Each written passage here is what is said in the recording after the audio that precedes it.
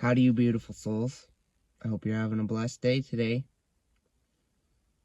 So, as you can see, we're in PPW. That's Patty the Portable Welding Rig. Got the sleeper, right? It's like driving a big rig. You know, when you're with your work, got your sleeper. It's real deadly, you know. Nothing wrong with it at all. So to start, we got Quicksand Sinking by Hunter Root, Man in the Box by Alice in Chains, and Without Me by Eminem. Two hot-right girls go round the combine, round the combine, round the combine. Chicka-ha, chicka-chicka-chicka-ha.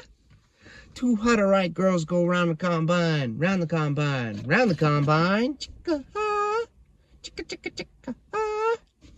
Anywho, that's what I used to sing on the lawnmower lots growing up. Anybody who has gotten to experience that remix from this guy usually gets a chuckle. So I figured, you know what? Why don't we just post it onto the World Wide Web? Right? So yeah, I got, we're gonna do a flip and read, and then I got a few things I want to mention that I feel like are gonna help. Somebody told me you had a boyfriend, looked like a girlfriend that I had in February of last year. Don't know where that came from, but we're just rolling with it. So we're in 1 Kings 11. Now King Solomon defiantly loved many foreign women, along with the daughter of Pharaoh, Moabite, Ammonite, Edomite, Sidonian, and Hittite women. From the very nations of whom the Lord said to the Israelites, "You shall not associate with them, nor shall they associate with you, for the result will be that they will turn away your hearts to follow their gods." Yet Solomon clung to these in love. He had 700 wives, princesses, and 300 concubines, and his wives turned his heart away from God. For when Solomon was old, his wives turned his heart away after other gods, and his heart was not completely devoted to the Lord his God, as was the heart of his father David. For Solomon went after Ashtoreth, the fertility goddess of the Sidonians, and after Milcom the whore, detestable idol of the Ammonites. Solomon did evil things in the sight of the Lord, and did not follow the Lord fully as his father David had done. Then Solomon built a high place for worshiping Chemosh, the whore, detestable idol of Moab, on the hill which is east of Jerusalem, and for Molech, the whore, detestable idol of the sons of Ammon. And he did the same for all of his foreign wives, who burned incense and sacrificed to their gods. So the Lord became angry with Solomon, because his heart was turned away from the Lord, the God of Israel, who had appeared to him twice, and had commanded him concerning this thing, that he should not follow other gods. But he did not observe what the Lord had commanded. Therefore the Lord said to Solomon, "Because you have done this, and have not kept my covenant and my statutes, which I have commanded you, I will certainly tear the kingdom away from you and give it to your servant. However, I will not do it in your lifetime for the sake of your father David, but I will tear it out of the hand of your son, Rehoboam. However, I will not tear away all of the kingdom. I will give one tribe, Judah, to your son, for the sake of my servant David, and for the sake of Jerusalem, which I have chosen." Then the Lord stirred up an adversary against Solomon, Hadad the Edomite. He was of royal descent in Edom. For it came about when David was in Edom, and Joab the commander of the army had gone up to bury those killed in battle, and had struck down every male in Edom. For Joab and all the army of Israel stayed there 6 months, until he had killed every male in Edom. that Hadad escaped to Egypt, he and some Edomites from his father's servants with him, while Hadad was still a little boy. They set out from Midan, south of Edom, and came to Paran, and took men with them from Paran, and came to Egypt, to Pharaoh, king of Egypt, who gave young Hadad a house, and ordered food and provisions for him, and gave him land. Hadad found great favor with Pharaoh, so that he gave Hadad in marriage the sister of his own wife, the sister of Tapenes, the queen.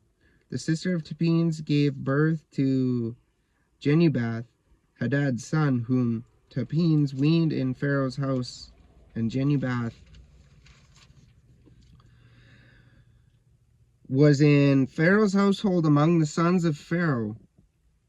But when Hadad heard in Egypt that David had died, and that Joab, the commander of the army, was dead, Hadad said to Pharaoh, "Let me leave so that I may go to my own country."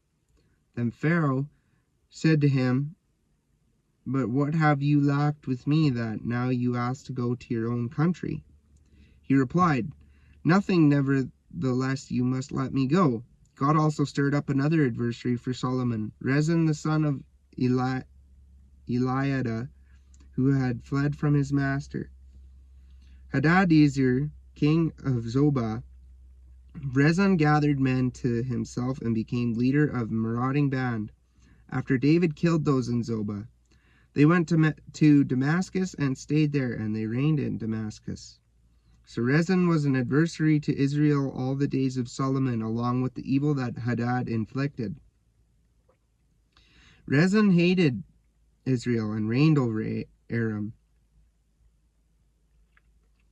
Jeroboam, Solomon's servant, the son of Nebat, an Ephrathite of Zeradah, whose mother's name was Zeruiah, a widow, also rebelled against the king.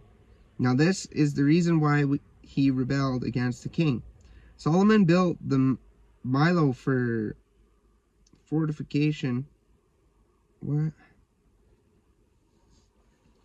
This one is getting me, but we're gonna get her. And he repaired and closed the breach of the city of his father David. The man Jeroboam was a brave warrior, and when Solomon saw that the young man was industrious, he put him in charge of all the forced labor of the house of Joseph. It came about at that time, when Jeroboam left Jerusalem, that the prophet Ahijah the Shilonite met him on the road. Now Ahijah, I don't know if that's right, but we're just rocking with it, had covered himself with a new cloak, and the two of them were alone in the field. Then Ahijah, took hold of the new cloak which he was wearing and tore it into 12 pieces. He said to Jeroboam, "Take 10 pieces for yourself, for thus says the Lord, the God of Israel, behold, I am going to tear the kingdom from the hands of Solomon and give you 10 tribes. But he and his descendants shall have 1 tribe. Benjamin was annexed to Judah for the sake of my servant David and for the sake of Jerusalem, the city which I have chosen out of all the tribes of Israel, because they have abandoned me and have worshipped Ashtoreth, the goddess of the Sidonians, Chemosh, the god of Moabites, and Milcom, the god of the sons of Ammon, and they have not walked in my ways and followed my commandments, doing what is right in my sight and keeping my statutes and my ordinances, as did his father David. However, I will not take the entire kingdom out of his hand, but I will make him ruler all the days of his life for the sake of my servant David, whom I choose because he kept my commandments and my statutes. But I will take the kingdom out of his son's hand and give it to you, 10 tribes. Yet to his son I will give 1 tribe, so that my servant David may have a lamp always before me in Jerusalem, the city where I have chosen to put my name and presence. I will take you, Jeroboam, and you shall reign over whatever your soul desires, and you shall be king over Israel. The 10 northern tribes Then it shall be that if you listen to all that I command you, and walk in my ways, and do what is right in my sight, keeping and observing my statutes and my commandments, as my servant David did, then I will be with you and build you an enduring house, as I built for David, and I will give Israel to you. And in this way I will afflict the descendants of David for their sin, but not forever. So Solomon attempted to kill Jeroboam, but Jeroboam set out and escaped to Egypt, to Shishak, king of Egypt, and stayed in Egypt until Solomon died. The rest of the acts of Solomon and all that he did, and his wisdom, are they not written in the book of the acts of Solomon? The time Solomon reigned in Jerusalem over all Israel was 40 years. And Solomon slept in death with his fathers, and was buried in the city of his father David. Rehoboam his son reigned in his place. So that was a mouthful. That one was, sometimes they get challenging, and well, I always have liked a little challenge, so just keep rolling through it, right?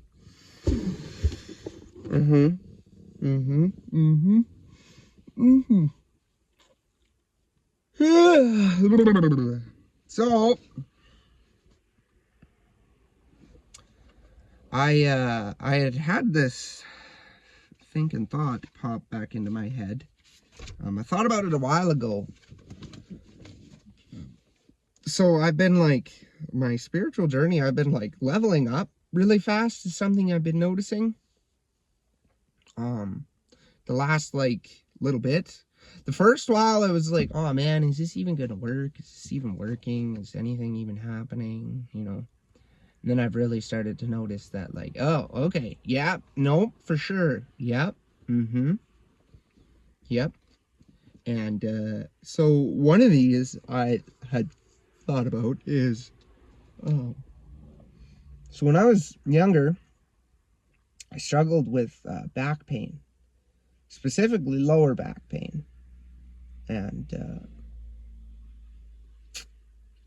I was like, I wonder if that has something to do with my root chakra, right? Because at the base of your spine is where your root chakra is.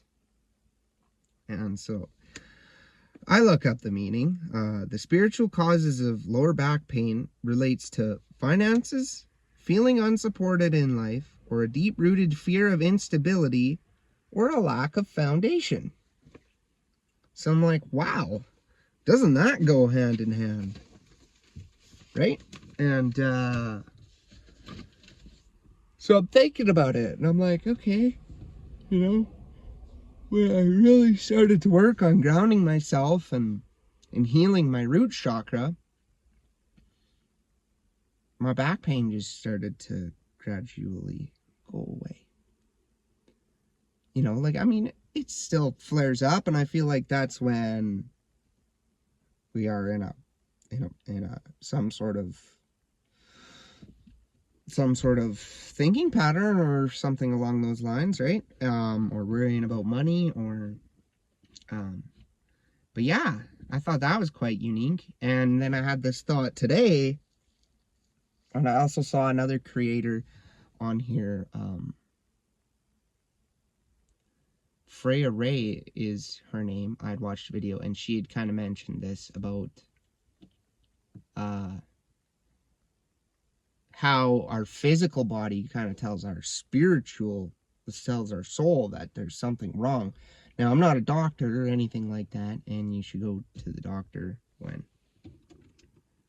you feel like you need to go to the doctor, but I feel like our temple, our body, that's what I'm going to call it, is our temple, gives us warning signs. It gives us things that tells us, communicates with us that there is something wrong on a deeper psychological, mental, spiritual aspect. And then it creates a physical issue. And the lower back pain thing, that's a prime example, or when you get headaches, that's sometimes your third eye going through an awakening, or you're refusing to see something in a certain perspective, you know, like that, big old, a headache right in here, like a migraine, right? It's pretty neat. Like, if you got stuff going on, just look up the spiritual meaning of it, and it might actually,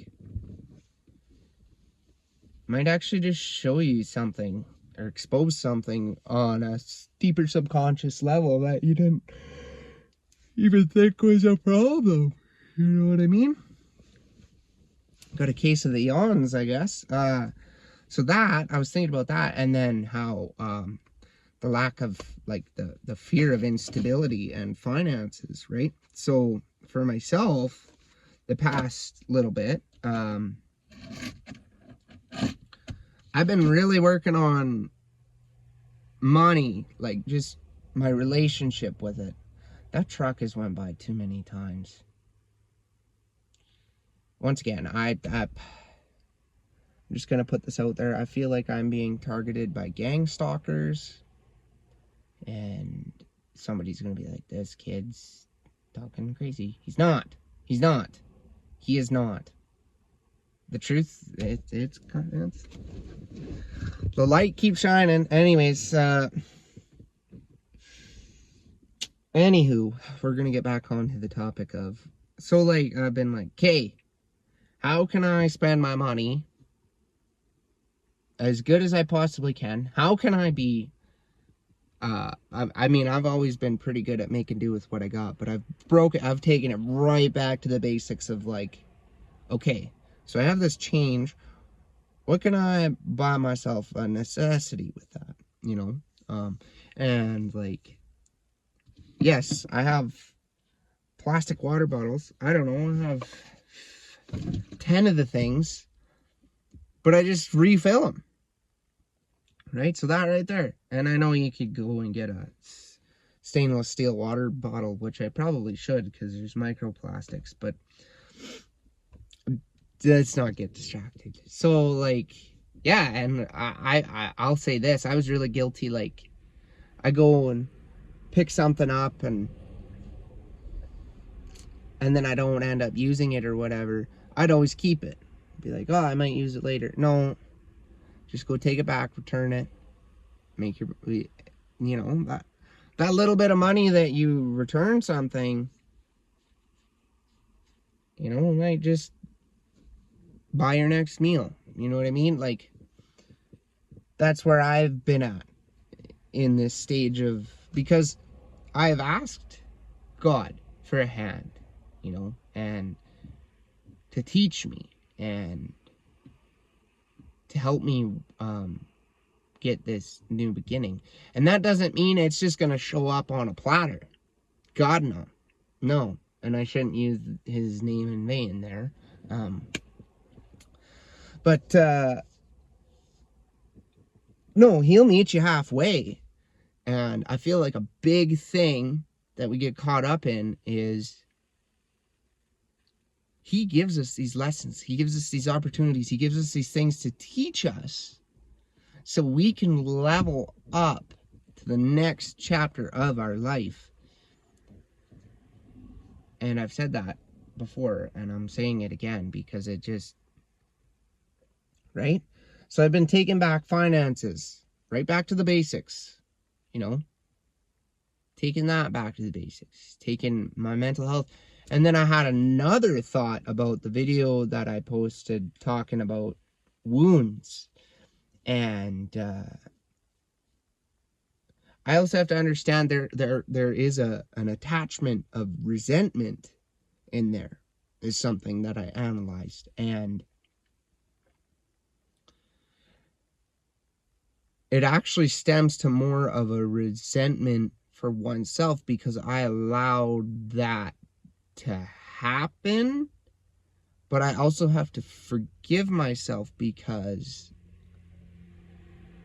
I didn't, well, see, I also did choose that scenario to play out because from a very young age, I had programmed my brain to expect the worst because that's usually what always happened. But when you do that, you're actually programming and manifesting your reality to always have the worst outcome, right? And so like it's been a process to, you know, work through that, and there's still things that show up as wounds, and that's okay. That is okay. You know, not everything fixes itself overnight, and we're always going to be presented with new things to teach us something. You know, this here, what I'm going to talk about, this one is like, this is completely unfiltered, and this one is like, I am sharing something that, like, I'm very nervous to share this, but I feel like it's going to help someone. So, and I don't know how I'm going to present this properly, so forgive me on how this comes out, but I had a partner, and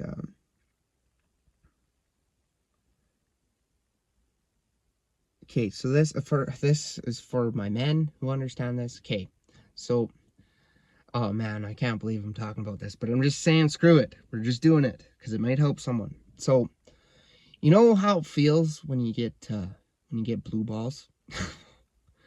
So, I was having that pain, but it was above. It was right at my sacral chakra, right? And it was like, man, it hurt like a lot. And I had this realization that the partner that I was with, whether they knew or not what they were doing, they were actually like an energy vampire, because there are energy vampires, people who, and sometimes they don't realize they're doing it. And I mean, this is also another thing I've learned for myself, is narcissists are huge energy vampires. And either way, every time, because, okay, your sacral chakra is your creativity, it is your sexual energy, it is those aspects, right? And I feel like, and it would always flare up, right, with a certain individual, and then I'd feel like, right? And then I started to realize that they were essentially using me for their benefit and leaving me depleted and taking from my sacral chakra. And yeah, man, like, I don't know. That's the easiest way to explain it, because it's still, for me to try and view it as a, like, what was that? You know what I mean? Because I knew it was on a deeper spiritual level, and it wasn't like well, obviously it was flaring up and showing itself physically, but I knew it was spiritual. Like, I knew it was that on a deeper level, and I couldn't understand that. And then, since I've distanced myself from that person, it started to, you know, do the clicky-clacky in my brain, and yeah, I started to realize that, you know, they were just kind of using me and harvesting my energy, right? And that, I feel like I just had to talk about that to make it aware for somebody else who might be experiencing something similar, you know? And it doesn't have to be a male, you know? It can be female too, because females feel this stuff more than males do. They are more intuitive than a male, just in general, because, well, it's just kind of how it works, you know? Men get stuck in their pride and their ego more. I'm not saying that women don't. I'm dealing with a woman that is too proud to tell me sorry, because I know something was wrong and something was happening.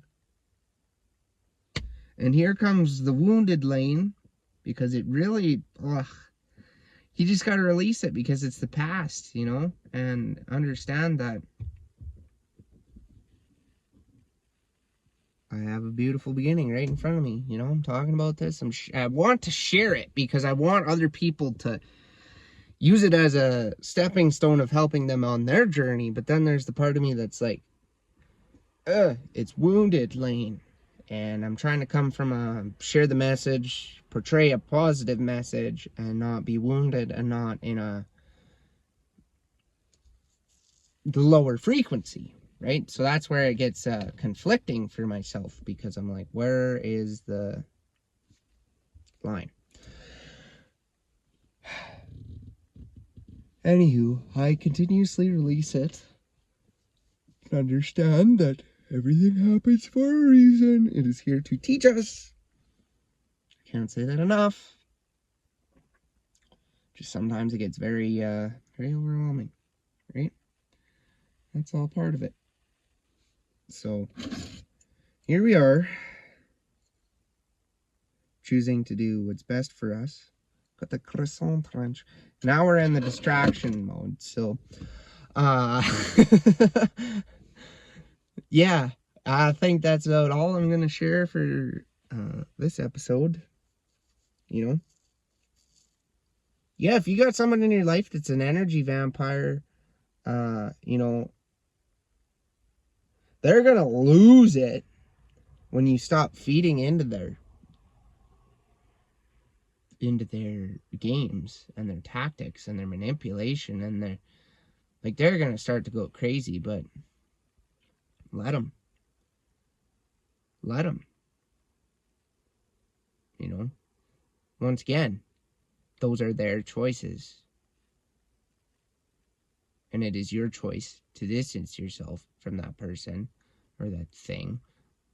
You know, it doesn't even have to be a person. I started to realize, like, I don't know when I had a cigarette last, and I haven't had a hoot in, you know, a few days here. Like, you know, I'm going to the point where I want to be able to pass